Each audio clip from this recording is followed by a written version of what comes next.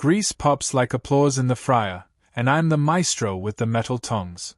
Name's Tony Morales, grease finger if you're nasty, and tonight I'm teaching a roomful of purple octo-interns the human art of deep-frying regret. The sign above me blinks Stella Snacks XL in a color scientists would call migraine. My hat is 2 sizes too small and largely ceremonial, like pants at a Zoom wedding. Temperature? I bark. Hot, says a trainee with bubble eyes. Hot is not a number, gumdrop. 375. If it hisses like an angry ex, you're close. If it screams like a banshee in a blender, you're getting sued. I drop a basket, oil shivers, the room moans. Yes, I heard that. Food is foreplay with a dipping sauce. Human, pairs HFY Lara from behind me, manager on duty, hips like a metronome for bad decisions. Forearms, lavender skin, eyes that do the slow pan like a cooking show. Your spice allotment exceeds regulation. So do my feelings, boss, I say, shaking salt like a Vegas magician. You want it bland? Sell snow. She leans in, 2 hands on her clipboard, 2 on her hips. Our noble inspector arrives in 9 minutes. You will not, how do humans put it, talk smack to him. Gonna be tough, I say, since my mouth is 90% smack and 10% carbonated self-esteem. The door whooshes open like a judgmental aunt.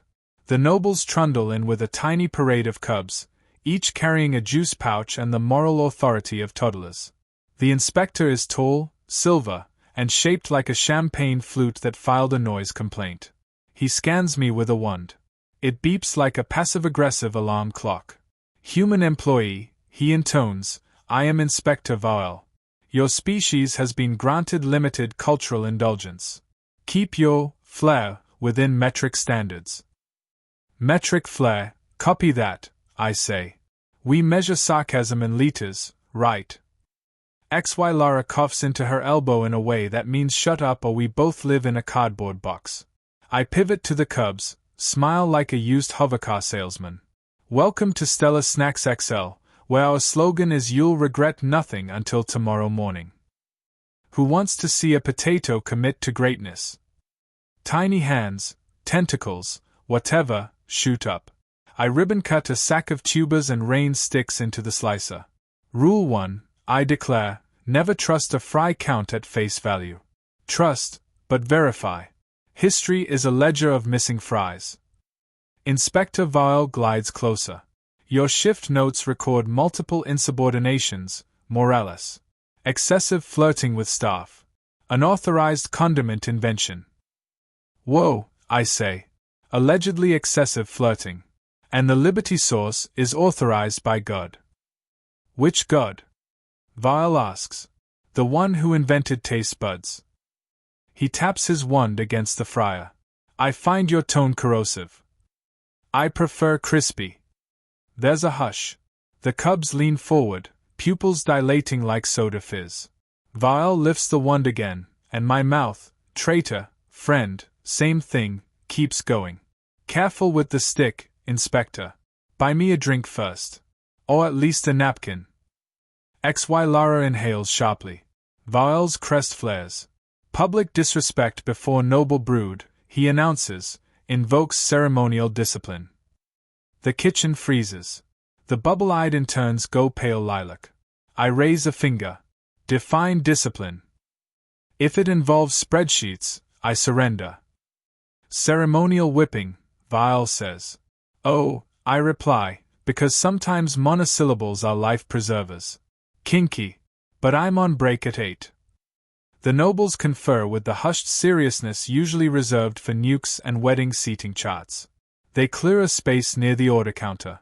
A guardsman unspools a thin chrome lash that looks like a Bluetooth problem. The cubs crowd in. HFY Lara steps to my side, voice low. Tony, for once, do not perform. Accept the lash. Bo. Apologize. I will file a mitigation. I meet those mercury eyes, feel her breath like mint and danger. Boss, I'm a professional, I murmur. I only perform with a 2-drink minimum. Human.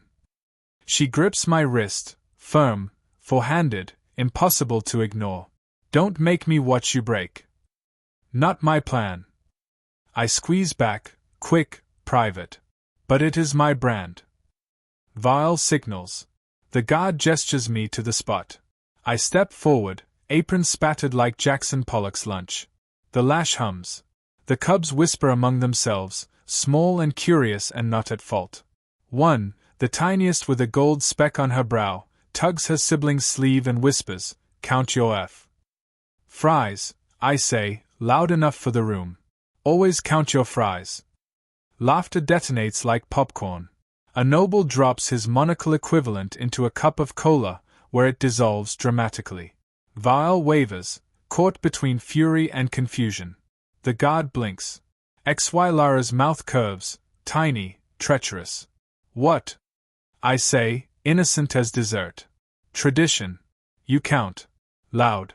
Together. Builds character. Teaches math." The guard recovers and cracks the lash. It kisses my shoulder with a sting like peeling sunburn. I grunt, because pain is real even when the world is ridiculous.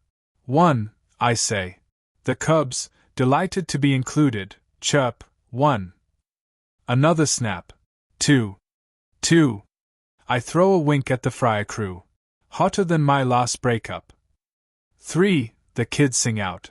Vile's crest dims. This is not the tone he ordered. HFY Lara's fingers drum her clipboard at a tempo I've learned means both worry and interest. I stand straighter, find the pocket where hurt becomes a story I'll sell later. Crack. 4. 4. Pro tip, I tell the cubs, if the fries arrive soggy, it's a war crime and you write a strongly worded poem. Crack. 5. 5. Vile hisses. This is not entertainment. "Buddy," I say, "you brought a crowd, a lash, and a charismatic protagonist. It's at least dinner theater." He signals for a harder blow. The guard obliges. Pain blooms, sharp and particular. I swallow it with the dignity of a man who knows cameras are rolling. Because they are, interns have their holos up, a noble aid is streaming, someone added chiptune music. My face, no face, actually, this is audio gold, smirks in Dolby. 6, the cubs holler. I talk through a breath. Numbers are important, kids. Fries get counted. Lies get counted. So do tips, kisses, and chances. Count everything they say doesn't matter. Crack. 7. 7. Also, I add, never trust a menu that says market price unless you can sell your kidney on the same market. Even HFY Lara snorts, a sound that shouldn't be adorable but is. Vile flares and points at her. Control your subordinate. I would, she says smoothly, but he is currently in ceremonial custody. She flicks me a look that says shut up please never stop. Crack. 8. 8. My shoulder throbs, my mouth is lava-lipped. I keep going. If a customer asks for no salt, give them a hug. They are lost. Crack. 9. 9. The smallest cub edges closer, eyes bright. Why fries? She whispers, voice like a secret handshake. Because, I say softly, they are small and golden and always disappear when you're not looking. Like courage. Like moments. Like the best parts of the day. So you count them. You don't let anyone steal them. The room tilts. For a heartbeat, the lash is a metronome, and I'm a chef conducting a lesson about everything we can't keep unless we name it. Crack. 10. 10. The cubs erupt, little hands clapping. The guard lowers the lash, unsettled by applause at a whipping. Inspector Vile seethes. Enough, he says. Ceremony concluded. Human, state your contrition. I lift my chin. I'm sorry, I declare. A murmur of satisfaction. That you grew up without fries. The room laughs again. Vile goes pew silver. Sanctions, he barks. Dock his credits. Reduce spice privileges. Spice reduction. I gasp. Not my paprika, you monster. He pivots to the audience. Let this demonstrate that the human spirit bends.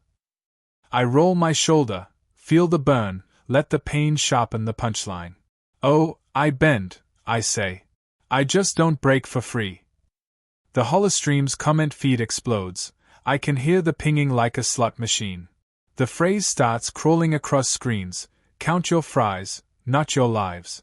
Kids chant it with the zeal of a new swear word. Interns whisper it like prayer. Nobles whisper it like scandal. XY Lara looks at me as if I've just dropped a lit match into a vat of rocket fuel and smiled for the camera. She steps in, formal voice back on. Inspector, per Clause 12, Section K, ceremonial discipline must be followed by restorative labor. I shall supervise the human personally. Vile narrows his eyes. Restorative labor. Yes, she says. He will resume cooking. Cooking is restorative. Vile demands. For morale, XY Lara replies. Yours included. He waves a hand in disgust. Restore something. I care not. He flutes away with his entourage, trailing offended perfumes. The lash retracts with a pathetic little whine. The cubs linger. The tiny one with the gold speck peeks up at me. Did it hurt? She asks. Like biting your tongue on a hot day, I say. But I've had worse. Once dated a mime. What is a mime?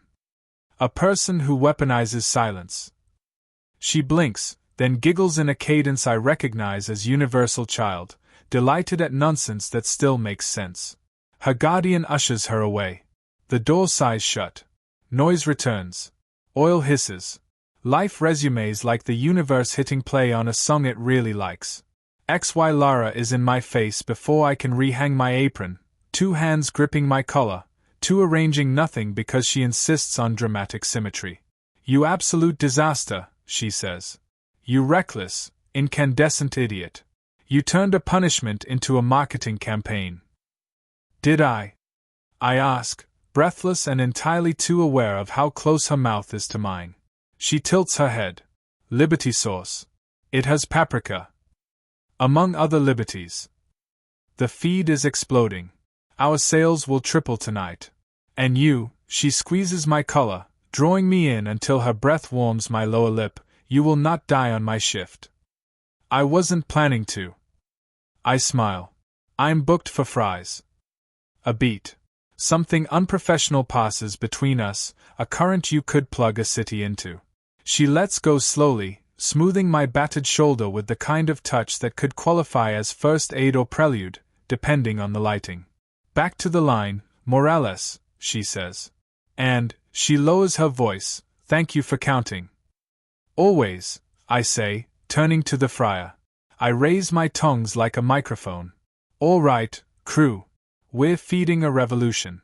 Baskets down, burners up, salt with conviction.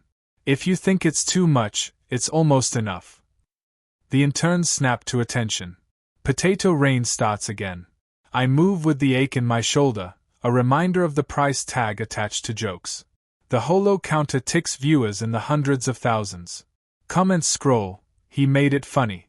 He made it ours. He made me hungry. I plate a mountain of fries, steam lifting like promises. A kid's chant echoes faintly from the hall, count your fries, not your lives, and for the first time since my abduction, the air tastes like home, salt, oil, and the reckless sweetness of getting away with it. I slide the tray across to XY Lara. Our fingers brush. She doesn't move. For morale, she says. For morale, I agree. And somewhere in the galaxy, an empire sneezes at the first spice of a revolution it doesn't yet know it's eating. The feed doesn't cool off, it detonates. Overnight, my throwaway line becomes a chant you can dance to and a hashtag you can sell on a t-shirt.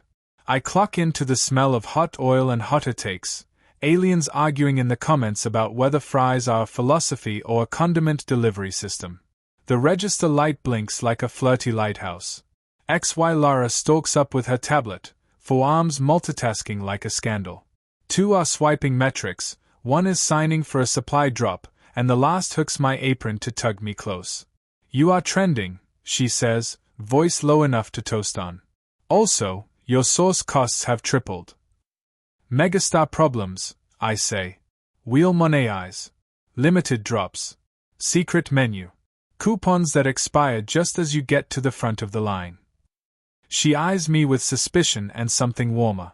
Humans point a camera at chaos and call it culture.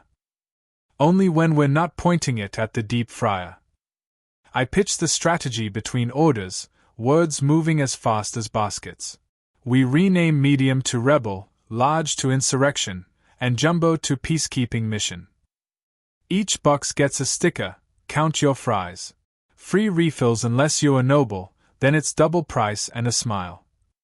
You are going to get me arrested, she says, already approving a new label template. Then I'll bake you a file into a churro. We roll the changes by lunch. The line curls out the door, full of blue-collared, green-gilled, full-lunged customers humming the slogan like a suggestion for living. The interns can't keep up. I turn training into stand-up.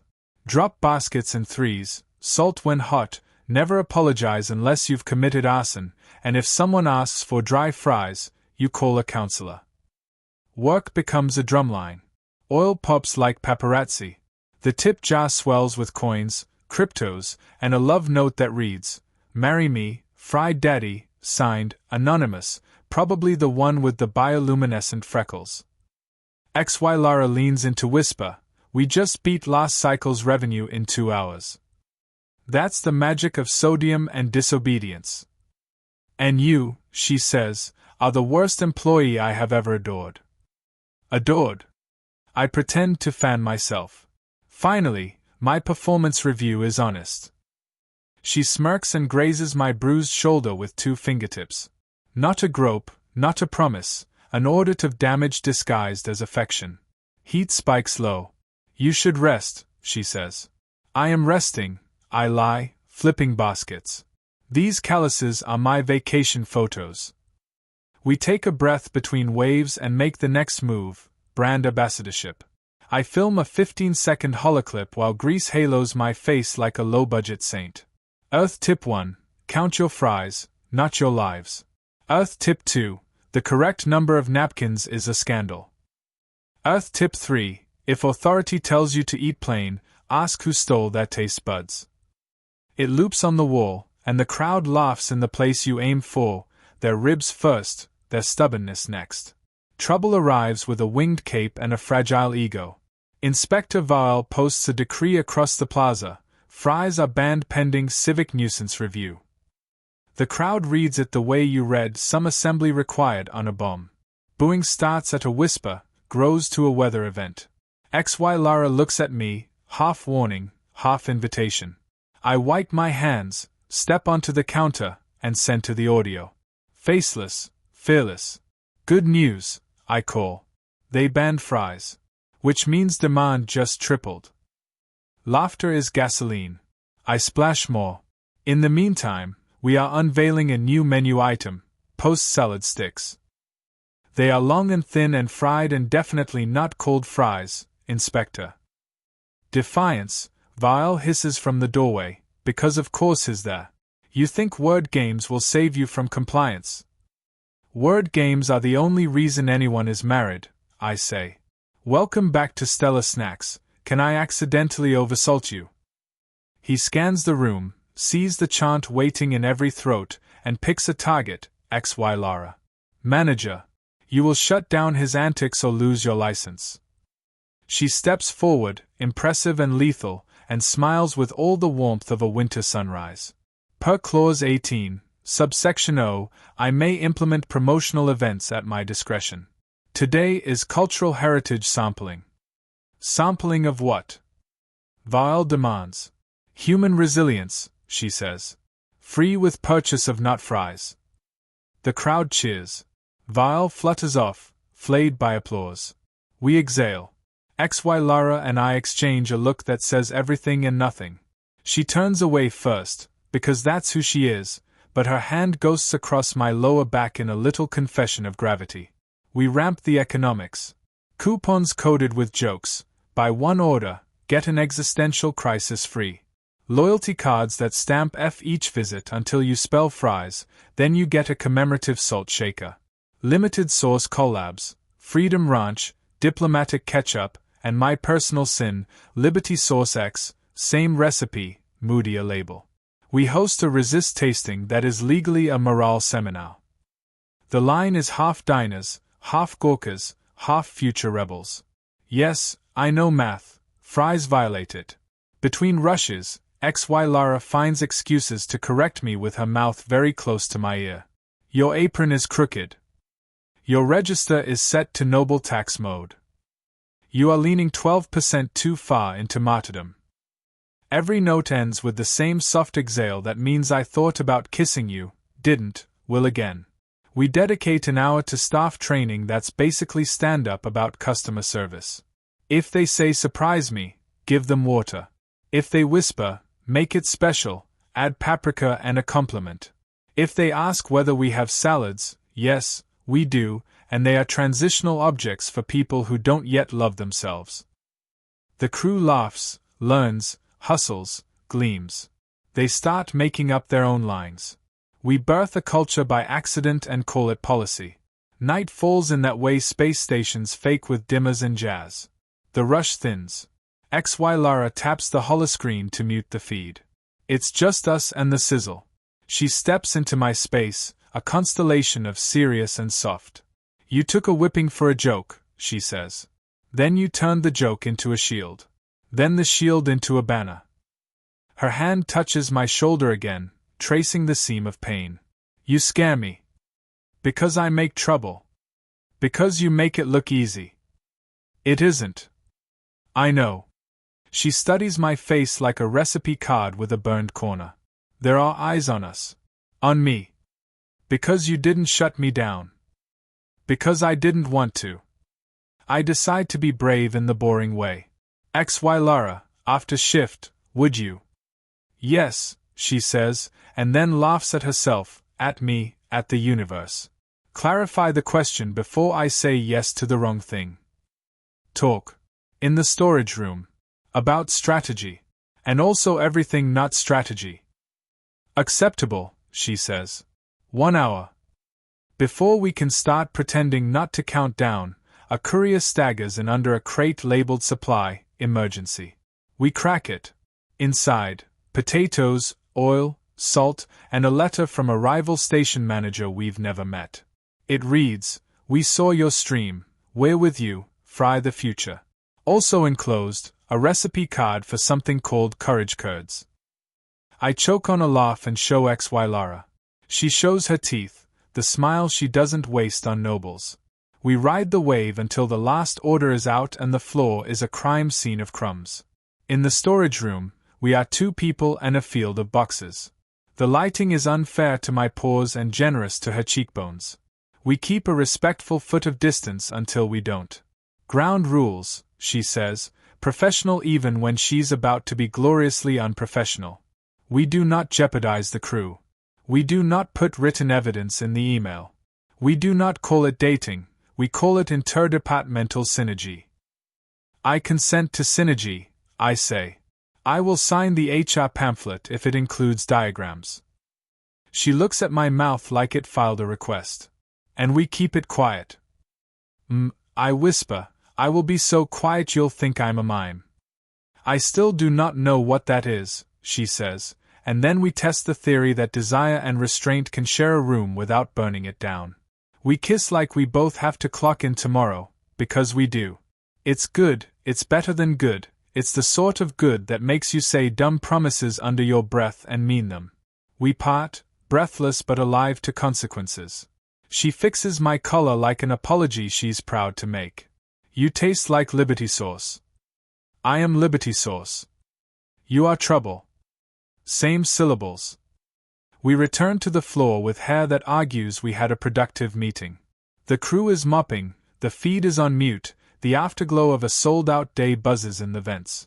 That's when the station lights flicker. An alarm chirps with bureaucratic sadness. A notice scrolls on the main display, provisional ban extended, all fried starch products. Non-compliance will result in license revocation and forced reassignment. The room inhales like a single creature. The interns look at me. HFY Lara's face goes stone. I look at the line of clean fryers and feel a heat that isn't oil. Okay, I say, steady and louder than the fear. We pivot. Tomorrow we sell Freedom Tubes, thick-cut, air-crisped, legally baked, emotionally fried. We premix spice packets as seasoning assistance kits. We give away napkins with manifestos. We teach everyone how to do it at home with a saucepan and a bad idea.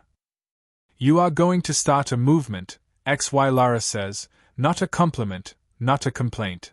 I'm going to start dinner, I say. Movements happen when people realize dinner tastes like freedom. She nods, once, decision blooming. I will cover procurement. And I'll do PR. I flip the feed back on and keep my voice warm and sharp. Hey, Galaxy. They think they can outlaw your cravings. They forget, cravings vote with their feet. New menu tomorrow. Same number of fries. Different name. In the meantime, count something they can't confiscate, your appetite. The comments explode again, but with a new timbre, solidarity. Someone posts a selfie with a contraband potato. Someone else shares a hack for countertop frying that won't trip imperial senses. A cook on a different ring shows their apron with a hand-drawn F. The chant starts in text, moves to audio, becomes chorus. You can't ban a meme. You can only sponsor it. Closing time. We kill the lights, leave the fryers gleaming like parked starships. At the door, HFY Lara catches my sleeve and squeezes. If this gets ugly. It will. Then we do not let ugly decide the flavor. We won't. She kisses the corner of my mouth in the dark and vanishes into night like a debt I want to keep paying. I stand there a minute, smelling salt and promise. Tomorrow, they'll try again. So will we. I lock up, whisper to the sign, and it blinks back. We are open. 3 months after we torched our careers, the Galaxy had turned feelings into a spectator sport. Alien talk shows debated the humanity virus, arguing whether empathy was a contagion or a cure. You couldn't order lunch without seeing our faces on the holo menu beside Cry-Combo meals. I'd gone from therapist to emotional arms dealer, and ZY Lara, well, she was now mother of feels, spiritual leader of the interstellar self-help movement. We hid in a borrowed shuttle orbiting some nameless moon, away from sponsors and paparazzi. I was drinking instant coffee that tasted like regret. She was painting her crest with bioluminescent streaks. We made a mess, I said. A beautiful mess, she replied. Everyone's feeling. That's evolution. It's addiction, I said. They are binging emotions like entertainment. Cryathons. Guilt marathons. I saw a reality show called Therapy Island. Humans made a species feel, she countered. Isn't that victory? Victory looks a lot like burnout. She tilted her head, studying me with all 8 eyes. You're ashamed of saving people. I'm ashamed of selling it. She moved closer, her voice softer. You always think guilt is proof of goodness. Maybe it's just ego. That landed. You sound like a therapist, I said. You rubbed off on me, she teased, and one tentacle traced my jaw, sending a spark down my spine. Metaphorically. For now. I caught her hand before it did more damage. You know this is chaos, right? You and me. This whole empire of feelings. It can't last. Neither can wine, she said. We still pour it. The holo screen flickered. A broadcast blared, Galactic Council Emergency Session. The caption read Earth declared emotionally hazardous zone. A Zorblaxian senator thundered, human influence destabilizes our productivity. Armies refuse to fight because they are too busy processing trauma. Another alien shouted, their tears erode discipline. Then a vote, unanimous. No one would invade Earth ever again. Official reason, unmanageable emotional risk. ZY Lara looked at me, stunned. You did it. Humans won without firing a shot. Great, I said. We weaponized crying. She smiled. Poetic justice. You taught the galaxy the one thing it feared, feelings it couldn't control. That night we celebrated with cheap wine and worse decisions. Laughter turned to confessions, confessions turned to heat. She leaned over me, glowing like bioluminescent sin. You realize, she murmured, our intimacy might be a historical event. I've always wanted to make history, I said. I just didn't expect it to moan. She laughed so hard her translator sputtered. Between kisses she whispered, humans chase love like it's oxygen. It is, I said. The toxic kind. When it was over, we lay tangled in silence. Outside, stars pulsed like gossip. She brushed my hair back. What happens now? Now, I said, we retire before someone turns this into a movie. Too late, she said, checking her holofeed. Emotional support human, the documentary, coming soon. I groaned. We're legends, aren't we? Legends with merchandising rights. A week later, we attended a peace summit on Zoblax. They wanted the ambassadors of emotion to speak. The hall was massive, full of leaders who once banned hugs for being inefficient. Cameras rolled as I stepped up to the podium. I cleared my throat. Once, humans were considered dangerous because of our weapons, I began. Turns out we're worse when unarmed. We break planets by caring too loudly. You can ban our armies, but you can't survive our empathy. It's contagious. The crowd murmured, some wept, others clapped like they didn't know why. ZY Lara joined me, radiant, hands sliding into mine. And remember, she said, love is not logical, but it scales beautifully. Reporters swarmed us after. One shouted, Dr. Hart, are you and the mother of Fields officially a couple? ZY Lara grinned. Officially complicated. We left the summit hand in hand, exhausted, absurdly alive. Outside, vendors were already selling commemorative tissue boxes with our faces on them. I bought one. She raised an eyebrow. For irony, I said. For history, she corrected. That night, we sat under an alien sky that hummed faintly with our unintended revolution. I poured the last of the wine. Do you think this will fade? Feelings always do, she said. That's what makes them precious. Maybe the universe needed reminding, I said. Maybe it forgot how to ache. She touched her crest to my forehead, a Zoblaxian kiss. And you reminded it. You hopeless, beautiful, self-destructive human. I laughed. Don't tell anyone. It'll ruin my reputation. She smiled. Too late. You're a myth now. We toasted to that, to imperfection, to connection, to the chaos of caring. The stars shimmered like confetti. Somewhere, a child hugged a starlight doll that whispered in my voice, it's okay to feel too much. And maybe, just maybe, that was enough.